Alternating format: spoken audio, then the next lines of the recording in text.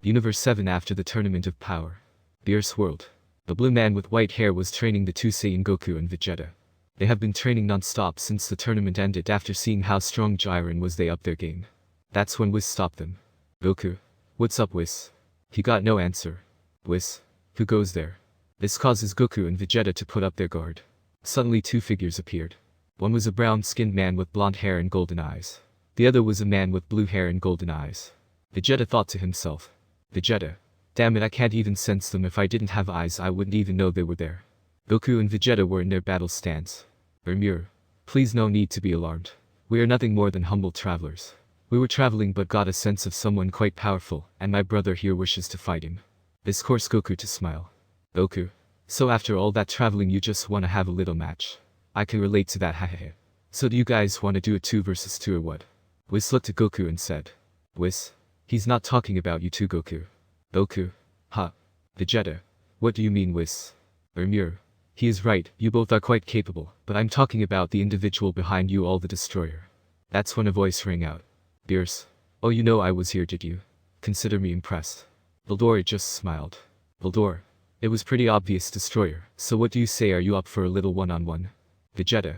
This fool wants to pick a fight against Beerus. He must want an early grave. Beerus walked up towards Valdora and looked him in the face. Beerus. I accept your challenge. Whis. I thought the universe could handle this battle, Lord Beerus. Rimuru. Don't worry, I got you covered. He snapped his fingers and suddenly they were all inside his infinite space. He then created an endless field that never ends along with the sunset. Everyone was just surprised, even Whis. Rimuru had a table for the 4 of them with a lot of food on it. Rimuru. Come join me everyone, we don't want to get involved in their fight. Goku was the first to join him.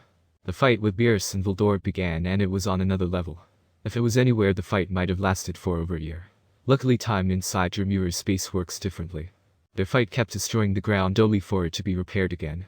Goku and Vegeta were shocked to see just how much power Beerus truly had and the types of moves he had. As they were watching the fight, Vegeta. And I thought I was getting closer to Beerus, but is still on another level. Goku. Yeah, you're right.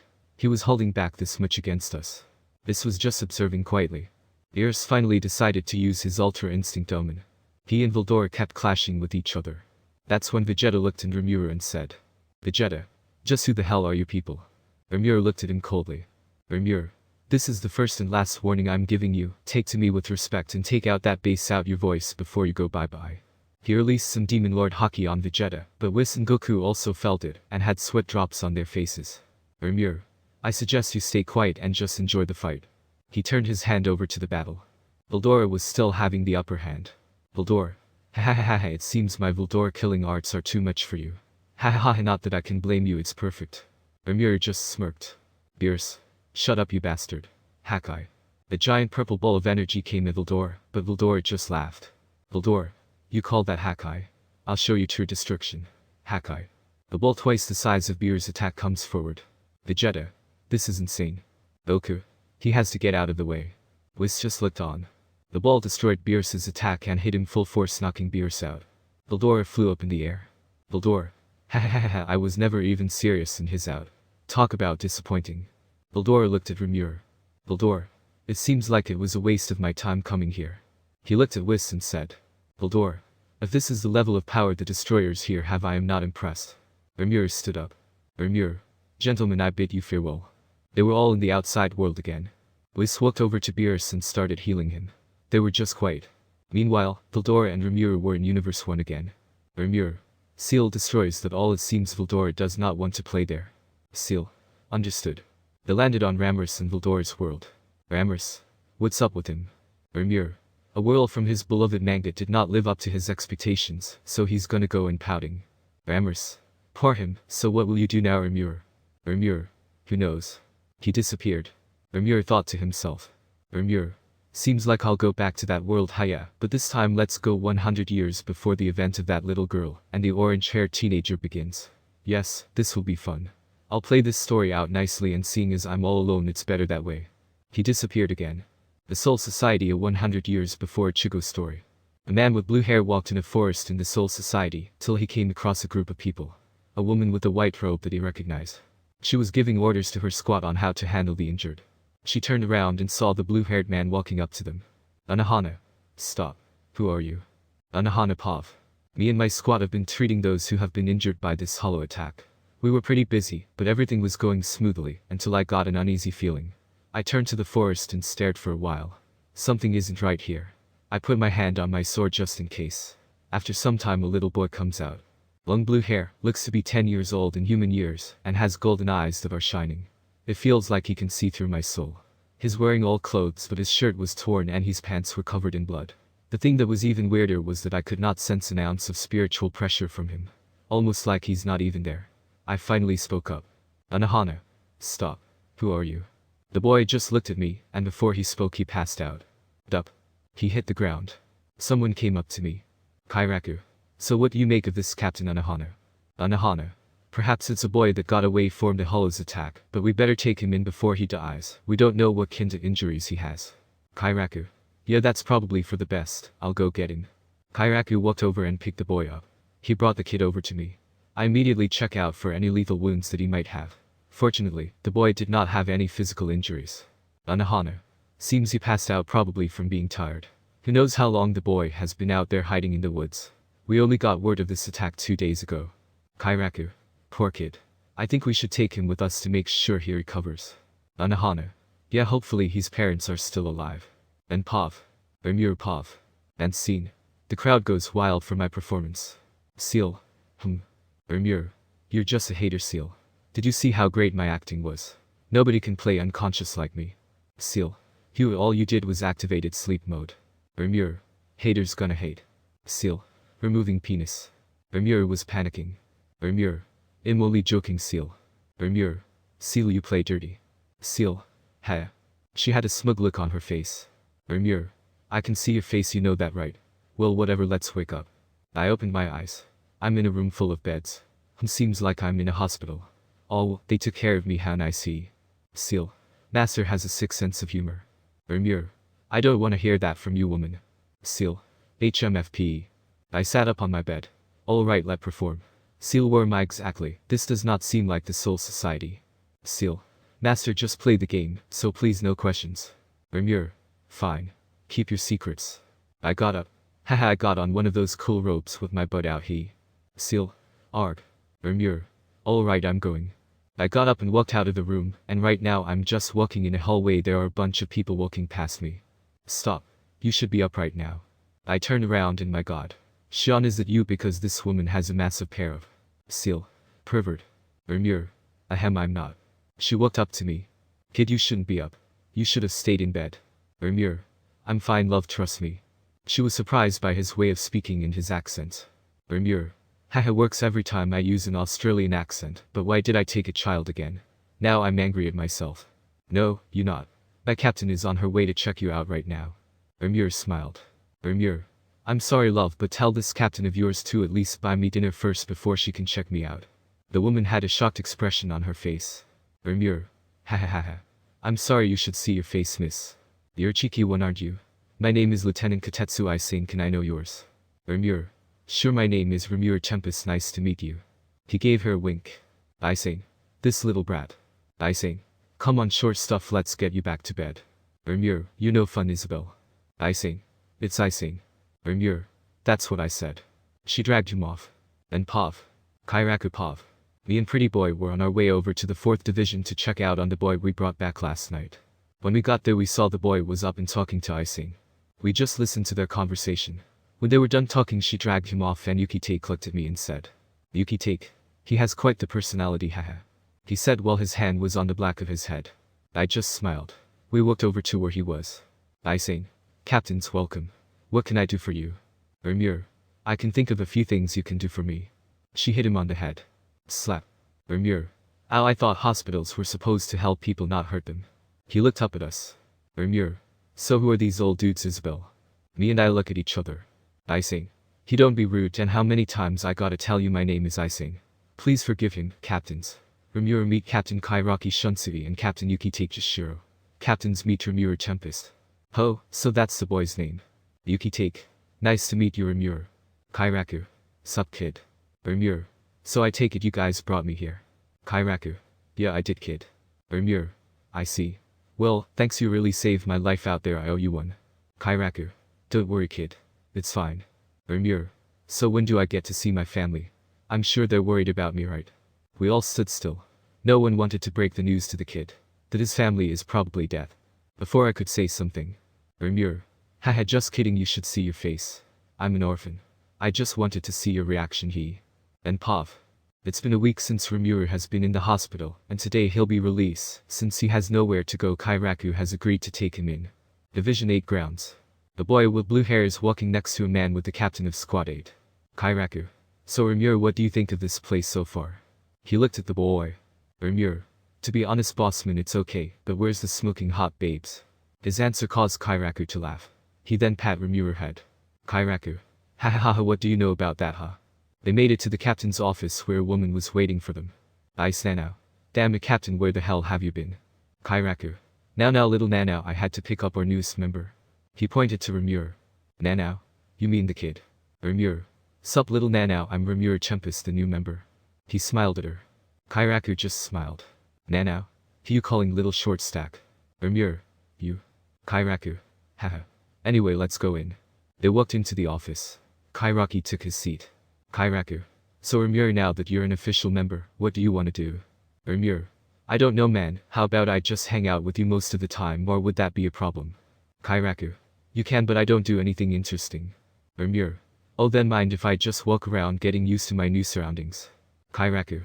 Sure, later Miyuki take and Captain Shiba Issen will be going to get something to drink. Issen has a boy around your age, I'm sure you'll be good friends. Rimuru. Is that so? Well, I guess that's cool, can't wait. Nanao. So Rimuru, are you sure you want to join the Soul Society? I mean, it can be pretty dangerous, you know. Rimuru just smiled. Rimuru. Don't worry little Nanao, I'm pretty strong. I can cut down any enemy with a swing of my blade. This caused Kairaku and Nanao to raise an eyebrow. Kairaku.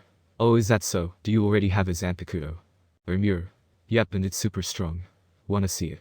He asked with an innocent smile. Kairaku. Please show us. That's when a black cloud appeared in front of Rimuru. He then reached into the black cloud and pulled out his Zanpakuto that was completely black. Light did not even shine from it. Nanao and Kairaku could feel the force radiating from the sword. Rimuru. So what do you think about my Zanpakuto? It's pretty cool, right? Nanao. That's a scary looking blade. Kairaku was deep in thought. Kairaku. So he even has a Zanpakuto, huh? Rimuru. I'm pretty decent with it, but know that I'm here, I'll train hard to become stronger. Kairaku. So Rimuru, have you ever heard your Zanpakuto's voice? Rimuru shook his head up and down. Rimuru. I sure did. Her name is Azteth. This shook Kairaku and Nanao. Rimuru ran his hand over his sword and it changed a bit, but not a lot. At first it was a straight blade, but now it has a little curve to it. Nanao. No way, this kid already has his Shikai. Kairaku. Seems you are just as talented as little Toshiro. Rimuru. So when will we be going out to relax? Kairaku stood up and smiled. Kairaku. Just now. He motioned to Rimuru to walk with him and the two of them left. Nanao had a vein on her forehead. Nanao. Great, now there's two of them. On their way, they met up with Yuki Take. Yuki Take. Ah, Kairaku and Rimuru, you two are on time. That's when Issen and Toshiro showed up. Issen. Hey guys, how have you been? He looked at Rimuru. Issen. So this is the little boy you mentioned. Man with the long hair, I almost mistook him for a little girl. Rimuru. So you have chosen death. Rimuru was about to attack, but Kairaku stopped him. Rimuru. Let me go. I'll show that old man who's a little girl. Yuki Take just laughed while scratching the back of his head. Kairaku. Calm down, Remi-chan, you can't go and fight people over a little misunderstanding. Rimuru. Why not? Shun-chan. Rimuru is trying his best to act like a child. I'm the best actor ever, he. Listen. Hehehe, he's a funny little one. Rimuru, this is Toshiro. He pointed to a boy with white hair. Rimuru looked at Toshiro and got a grin on his face. Rimuru. I'll call you Blanc. This causes a vein to appear on Toshiro's forehead. Toshiro. Like hell, you will. Rimuru smiled even wider. Rimuru. Then it's settled, haha. He said as he ran off, causing Toshiro to chase him. Yuki Take. Seems like they'll be good friends, he. Issen and Kairaku just shrugged their shoulders. The three of them walked off into the bar. As Toshiro was chasing Rimuru, Rimuru ran into a person who wore a white robe. While Rimuru took a few steps back, Toshiro stopped behind him with his eyes wide. Rimuru yelled. Rimuru. Hey, what's the big deal, huh? Watch where you're going or else. The large man with a little girl with pink hair hanging on his shoulder looked at Rimuru with an amused look. That's when Toshiro jumped in and said. Toshiro. I'm so sorry about my friend Captain Kenpachi, he doesn't know. Rimuru. Hey, it's not like I don't know, it's just that this guy should watch where he's going, or I'll teach him a lesson. Toshiro looked as pale as a ghost. He thought to himself, this idiot is dead. Kenpachi just looked at Rimuru for a second. Kenpachi. Ha ha ha ha ha, you got guts, kid. That's right, never back down from anyone no matter who they are. So brat, what's your name? Rimuru. I'm Rimuru Tempest, a new member of the 8th Division. Kenpachi. I see. Rimuru looked at the girl on his shoulder. Rimuru. So what's your name? He pointed to her. Yuichiro. I'm Kusajishi Yuichiro, nice to meet you, Blue. She gave him a nickname. Rimuru just smiled, and so did Toshiro. Toshiro, though, you get a taste of your own medicine. Rimuru. Alright, I'll call you Pink, I'll be Blue and he is Blanc. So Pink, me, and Blanc were playing around, wanna play with us? Yuichiro's eyes beamed up. She jumped off Kenpachi's shoulder. Yuichiro. Kenny, I'll go play with my new friend. Kenpachi just shook his head and started to walk off. The three of them ran off.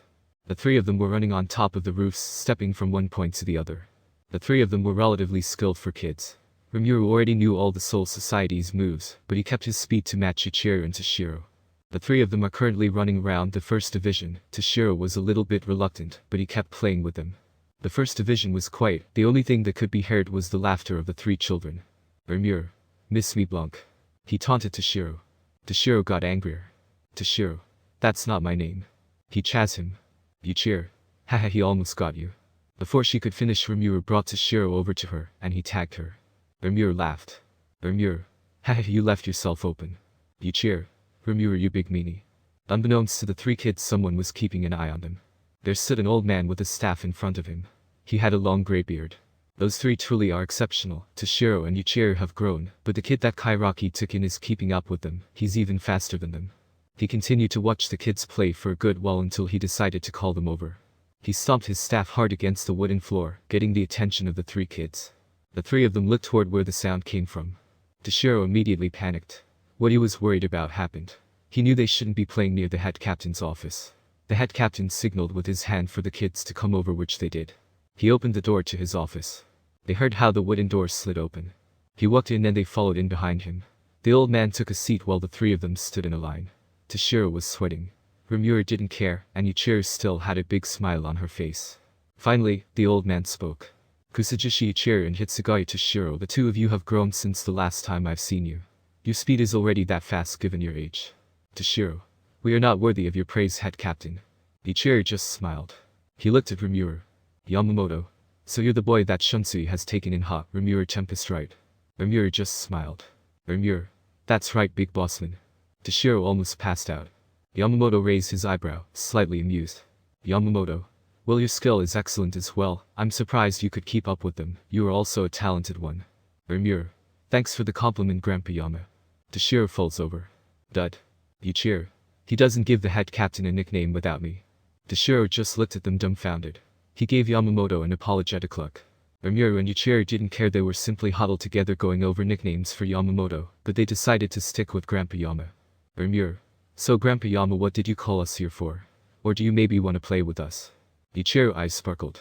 Yuichiro. Really, Grandpa Yama, you want to play with us? Yamamoto was deep in thought. He looked back at the three of them. Yamamoto. Yes, but not only that, but from this day onward I'll train you three. Toshiro's jaw almost hit the floor. Rimuru. Really, that's so cool, Grandpa. Yuichiro. Yes, we get to play all the time. Yamamoto stood up. Yamamoto. Seeing as we're all here anyway and that A is still young, let's go to the back and start with so light work to prepare for tomorrow. He took them to the back where he had a training ground. And so begin their training under Yamamoto for 4 hours. When their session was over, Toshiro looked at Rimuru, and he hasn't even broken a sweat. Toshiro. Dude, how are you fine right now with all that running? Rimuru just smiled while scratching the back of his head. Rimuru. I grew up as an orphan, so I'm used to running for long periods, that's all. The mood got sad. Toshiro. I see. Yuichiro was just on the ground. Yamamoto. Remember, we will train 6 days a week from now on, so get ready. Dismiss. They left his compound. Rimuru and Toshiro were carrying Yuichiro back to the 11th division. Yuichiro. I guess I'll see you two tomorrow again. I'll head over straight to Grandpa Yama's house, okay? Toshiro. I'll do the same. Rimuru. Yes, so will I. Rimuru and Toshiro walked over to meet up with Yukitake, Kairaku, and Issen. Issen when he saw the two boys. Issen. Man, you two look beat up, who did that to you? Rimuru and Toshiro looked at each other and said. R&T. Grandpa Yama. The three captains flinched. Yukitake. The head captain, you say? Rimuru. Yeah, me Blanc and Pink were playing around. That's when we ran into the head captain, and he just decided that he'll train the three of us from now on. Toshiro. Yeah, so we'll be practicing 6 days a week with him. Kairaku and Yuki-take flinched, remembering their training with the old man. Kairaku. Man, this is something. The old man will personally train you, but who's Pink? Toshiro. Yuichiro, the lieutenant of Squad 11. Yuki-take. Oh, but man, you kids must be skilled for the Yamamoto-sensei to take you in. Toshiro. We trained the entire time we were there. Rimuru. And now we gotta go back tomorrow to really start. The three captains just laughed at the two boys' predicament, finding it funny. Rimuru. Hey, maybe we should tell Grandpa Yama that the three of them also want to participate. The three captains felt sweat dripping on their back. Yuki-take cough. Yuki-take. Amen, I'm sorry, but health ain't the best right now. They all just looked at him suspiciously. He was sweating heavily. Kairaku. And I have far too much work, so you boys have fun. They all walked off.